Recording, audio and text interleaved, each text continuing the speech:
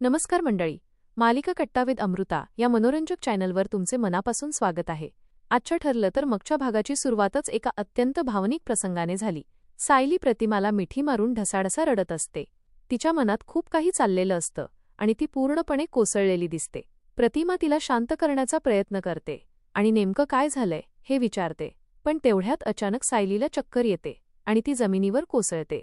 सायलीला अशा अवस्थेत पाहून घरातल्या सगळ्यांचीच घाबरगुंडी उडते.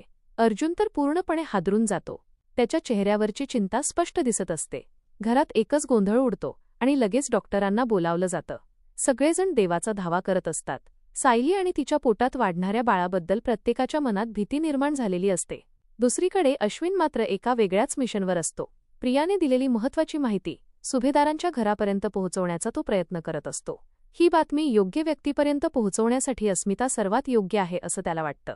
त्यामुळे पुढे या माहितीमुळे मोठा ट्विस्ट येणार असल्याचे संकेत या प्रसंगातून मिळतात. इकडे डॉक्टर सायलीची तपासणी करतात आणि सगळ्यांचे श्वास रोखले जातात. अर्जुन डॉक्टरांना अक्षरशः विनवणी करत विचारतो, डॉक्टर, माझ्या सायलीला आणि आमच्या बाळाला काही होणार तर नाही ना? त्या क्षणी अर्जुनच्या डोळ्यांमधील प्रेम आणि काळजी पाहून प्रेक्षकही भावूक होतात. डॉक्टर मात्र सर्वांना धीर देतात. त्या सांगतात की घाबरण्याचं काही कारण नाही. सायली सुरक्षित आहे आणि ती उद्या सकाळपर्यंत शुद्धीवर येईल. डॉक्टरांचे शब्द ऐकल्यावर सगळ्यांना थोडासा दिलासा मिळतो. पण अर्जुनची काळजी काही कमी होत नाही. तो सतत सायलीजवळ बसून तिच्याकडे पाहत असतो. तिचा हात हातात घेऊन तो तिच्याशी बोलत असतो. तू लवकर डोळे उघड सायली, मी तुझ्याशिवाय राहू शकत नाही. अशा भावना त्याच्या मनात असतात.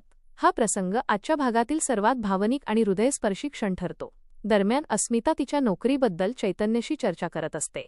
तिला करिअरची चिंता सतावत असते. पण चैतन्य तिला समजावण्याचा प्रयत्न करतो.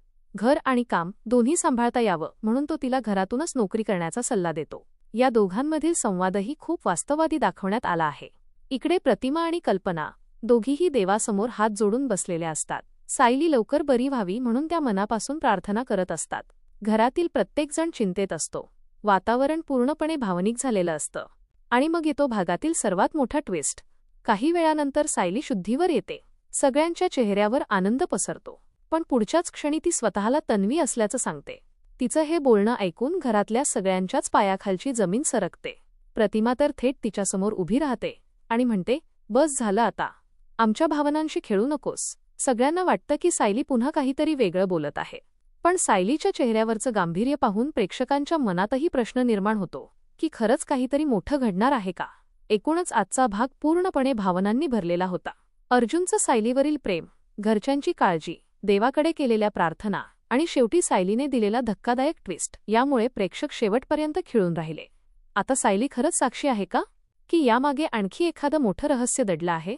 या प्रश्नांची उत्तरं पुढच्या भागात मिळणार आहेत. त्यामुळे पुढचा भाग अजिबात चुकवू नका. तुम्हाला आजचा भाग कसा वाटला आणि पुढे काय होईल असं तुम्हाला वाटतं ते आम्हाला कमेंट करून नक्की सांगा. अशाच हटके आणि सोप्या भाषेतील मालिकांच्या अपडेट्ससाठी आमच्या चॅनलसोबत जोडलेले रहा. पुन्हा भेटूया पुढील व्हिडिओमध्ये एका नव्या भागाच्या भन्नाट अपडेट्ससह. तोपर्यंत काळजी घ्या, आनंदी रहा आणि पाहत रहा आपल्या आवडत्या मालिका. व्हिडिओ आवडला असेल तर लाईक करा, शेअर करा आणि चॅनलला सबस्क्राईब करायला विसरू नका. कारण पुढचा ट्विस्ट चुकवायचा नसेल तर आमच्यासोबत राहणं अगदीच ठरलं तर मग